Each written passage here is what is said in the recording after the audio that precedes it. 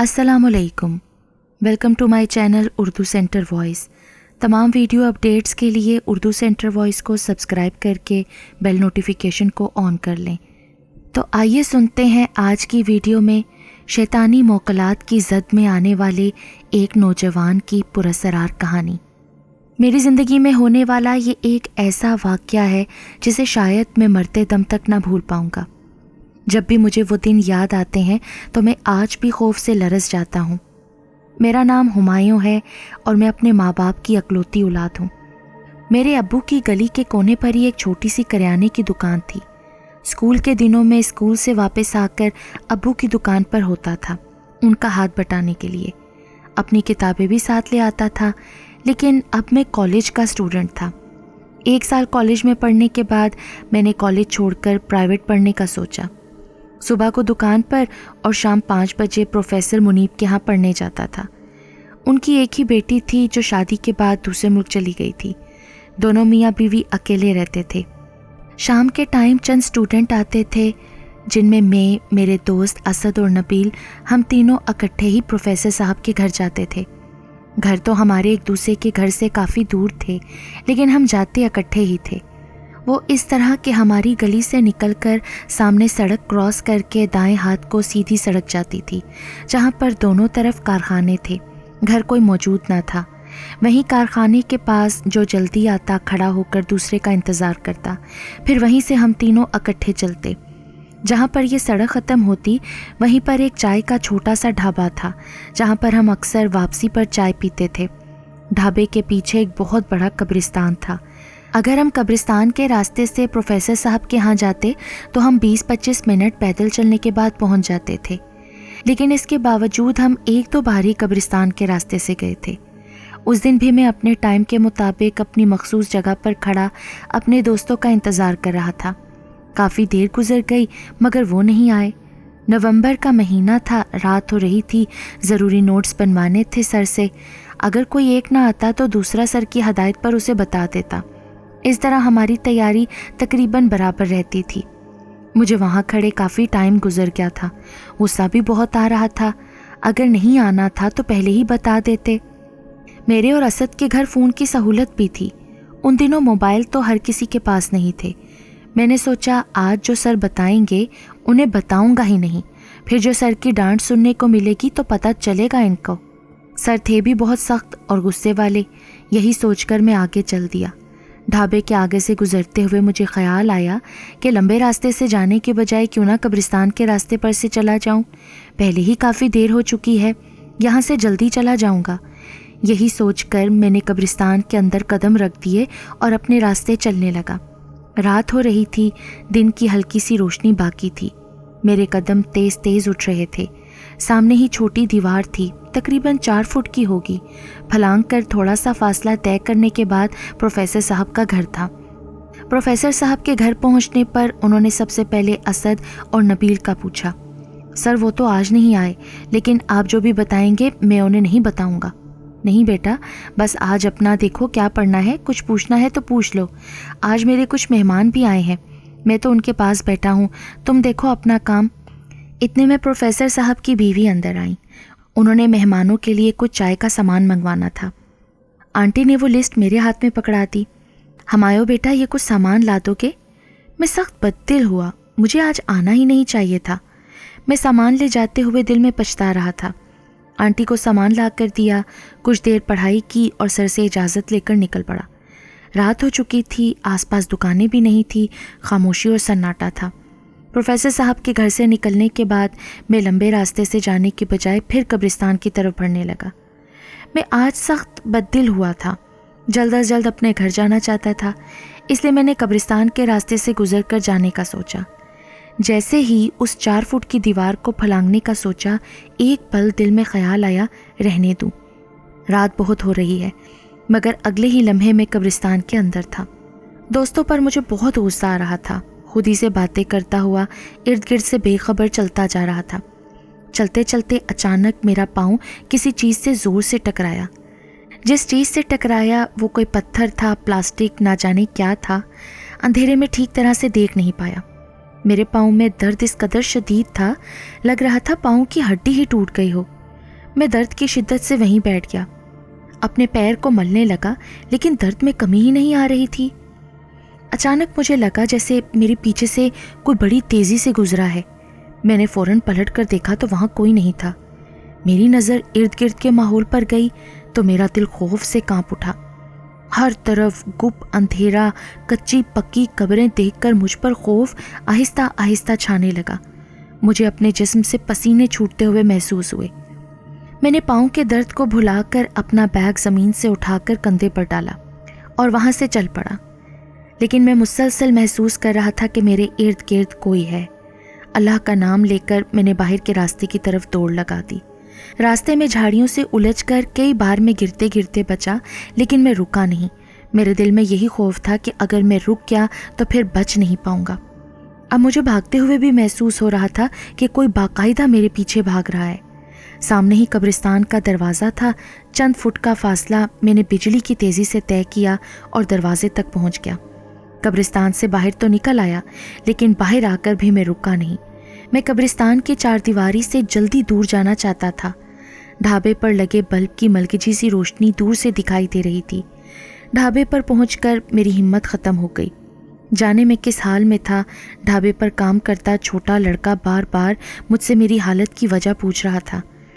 میری جیکٹ جھاڑیوں میں اٹکنے کی وجہ سے کئی جگہ سے پھٹ چکی تھی۔ میرے منہ سے پانی کے سوا کوئی بات نہیں نکل رہی تھی۔ اس نے مجھے پانی پلایا اور پھر وہی لڑکا رکشے میں مجھے گھر چھوڑ کر گیا۔ مجھے اپنے قریب امی کے رونے کی آواز آ رہی تھی۔ وہ روتے ہوئے بار بار میرا نام لے کر مجھے پکار رہی تھی۔ ابو کی بے حد پریشانی کی آواز میں امی کو حوصلہ دینا، میں سب کچھ سن رہا تھا۔ کوشش کے باوجود میں اپنے جسم میں کوئی حرکت محسوس نہیں کر پا رہا تھا۔ امی کا رونا مجھے تکلیف دے رہا تھا۔ اچانک مجھے خیال آیا، تو میرے خدایا، کیا میں مر چکا ہوں؟ ہاں، میں نے یہی تو سنا تھا کہ مرنے کے بعد ہم اپنے پیاروں کی آوازوں کو سن سکتے ہیں۔ نہیں، یہ نہیں ہو سکتا۔ میں اتنی جلدی نہیں مر سکتا۔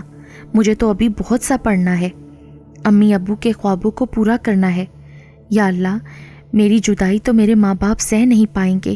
اس قدر بے بسی پر میری آنکھوں سے آنسو بہنے لگے۔ مجھے اپنی آنکھوں سے گرم پانی نکلتا محسوس ہو رہا تھا۔ اچانک مجھے ایسا لگا جیسے کوئی سانپ جیسی چیز میرے پیروں کو اپنی لپیٹ میں لے رہی ہو۔ آہستہ آہستہ اس چیز نے مجھے اپنی لپیٹ میں مکمل لے لیا، اتنا زیادہ کہ مجھے اپنے سینے پر بہت شدید بوجھ محسوس ہوا اور سانس رکنے لگا۔ میرے منہ سے سسکیوں کی آواز نکلنا شروع ہو گئی۔ مجھے امی کی آواز اور زیادہ قریب سے سنائی دینے لگی۔ وہ مجھ سے بات کر رہی تھیں، بار بار یہی کہہ رہی تھیں کہ ہمایوں بیٹا، آنکھیں کھولو، کیا ہو گیا ہے تمہیں؟ بہت مشکل سے میرے منہ سے امی کا لفظ نکلا اور پھر میں نے اپنی آنکھوں کو آہستہ آہستہ کھولنا شروع کیا۔ ہر چیز دھندلی دکھائی دے رہی تھی، میری آنکھوں سے پانی بہہ رہا تھا، اور پھر مجھے اپنے پاس بیٹھی امی کا چہرہ صاف دکھائی دیا۔ میں نے جیسے ہی امی کو دیکھا وہ خوشی سے مسکرانے لگیں، کبھی میرے ماتھے پر پیار کرتیں، کبھی میرے بالوں کو سنوارتیں۔ میں کچھ بول تو نہیں پایا، لیکن اتنا یقین ہو گیا کہ میں ابھی زندہ ہوں۔ اتنی تکلیف کے باوجود مجھے اپنے دل میں سکون محسوس ہوا۔ میں نے دل ہی دل میں اللہ کا شکر ادا کیا کہ مجھے ابھی جینا ہے اپنے ماں باپ کے لیے، ہمت کرنی ہے۔ مگر مجھے سمجھ نہیں آ رہا تھا کہ مجھے ہوا کیا ہے، میرا جسم حرکت کیوں نہیں کر رہا۔ میں اس وقت گھر کے پاس ہی ایک چھوٹے سے ہسپتال میں تھا۔ پھر میں نے ڈاکٹر کو اپنے پاس آتے ہوئے دیکھا۔ وہ امی کو بتا رہا تھا کہ یہ میں نے کچھ دوائیاں لکھ دی ہیں، اگر ان سے فرق نہ پڑا تو آپ اسے کسی بڑے ہسپتال لے جائیے گا۔ اگلے دن میں گھر آ چکا تھا، اپنے بستر پر لیٹا تھا جب ابو اندر آئے۔ ابو بہت کمزور اور نڈھال لگ رہے تھے۔ انہوں نے ایک پانی کی بوتل امی کو دی اور کہا کہ یہ پانی دم والا ہے، امام مسجد سے لایا ہوں۔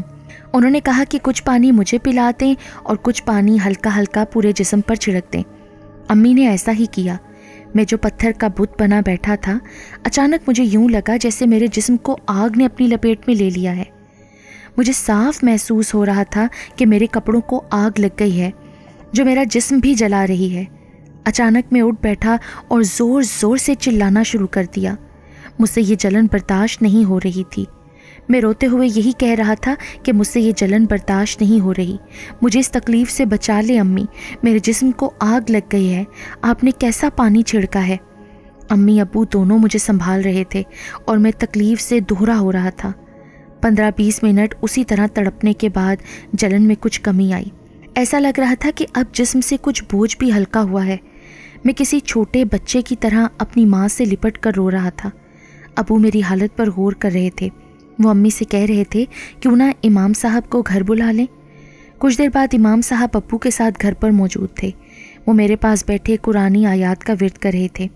مجھے اپنے جسم میں عجیب بے چینی محسوس ہو رہی تھی۔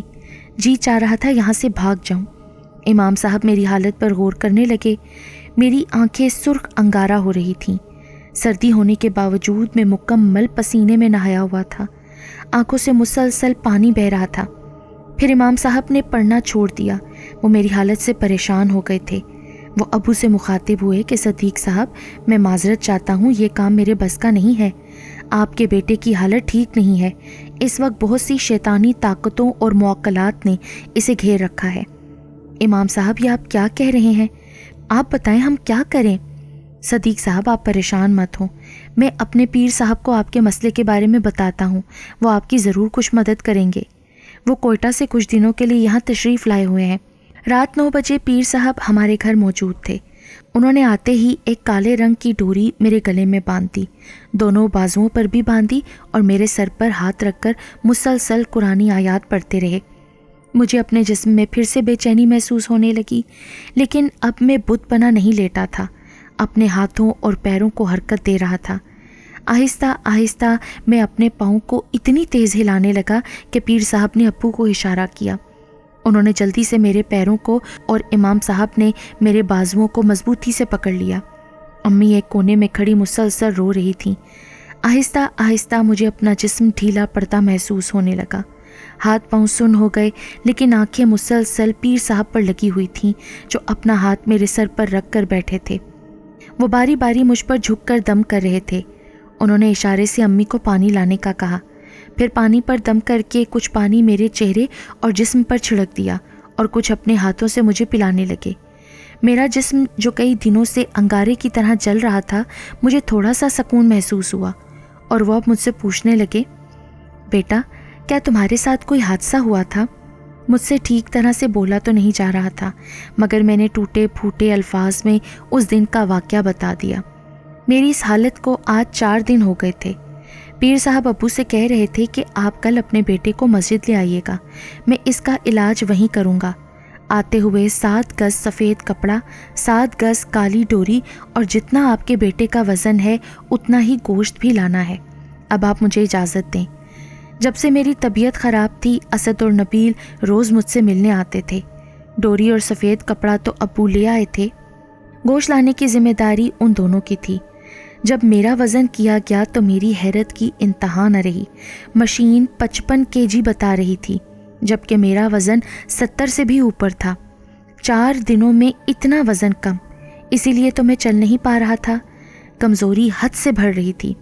4 قدم چلتا اور پھر بیٹھ جاتا، جیسے میں صدیوں کا بیمار ہوں۔ اگلے دن سب سامان لے کر ہم پیر صاحب کے پاس پہنچ گئے۔ پیر صاحب نے کپڑے کو نیچے بچھا دیا اور مجھے اوپر لیٹنے کو کہا۔ میں اس کپڑے پر سیدھا لیٹ گیا۔ پھر پیر صاحب نے کالی ڈوری کو میرے ارد گرد حصار کی شکل میں لپیٹ دیا اور میرے پاس بیٹھ کر کلام الہی کا ورد شروع کر دیا۔ وہ مسلسل قرآنی آیات پڑھ رہے تھے۔ کافی دیر بعد انہوں نے اپنی آنکھیں کھولیں اور مجھے بیٹھنے کا اشارہ کیا۔ میں جیسے ہی اٹھ کر بیٹھا، امام صاحب نے پیر صاحب کے اشارے پر وہ گوشت جو میرے وزن کے حساب سے لایا گیا تھا اس کپڑے پر رکھ دیا۔ پھر انہوں نے میرا ہاتھ پکڑ کر مجھے اس حصار سے باہر نکالا اور اس کپڑے میں ہی گوشت کو لپیٹ کر کالی ڈوری سے باندھ دیا اور کہنے لگے، اسے اسی قبرستان رکھاؤ جہاں تمہارے ساتھ یہ حادثہ ہوا تھا، اور ہاں، پیچھے پلٹ کر مت دیکھنا۔ اس کام میں میرے دوستوں نبیل اور اسد نے میری مدد کی تھی۔ قبرستان سے گھر آ کر میں نہانے لگا اور نہانے کے بعد مجھے نیند آنے لگی۔ پوری رات سکون سے سونے کے بعد مجھے اپنا جسم بہت ہلکا محسوس ہوا۔ امی میرے لیے ناشتہ لے کر آئیں۔ کھانے کو دیکھ کر مجھے شدید بھوک محسوس ہوئی۔ ناشتہ کرتے ہوئے امی کو دیکھا تو وہ مجھے ہی دیکھ رہی تھیں۔ ان کی آنکھوں میں آنسو تھے۔ جلدی سے ٹھیک ہو جاؤ میرے لال۔ امی میں اب ٹھیک ہوں، آپ کیوں پریشان ہوتی ہیں؟ ناشتے کے بعد میں پیر صاحب سے ملنا چاہتا تھا۔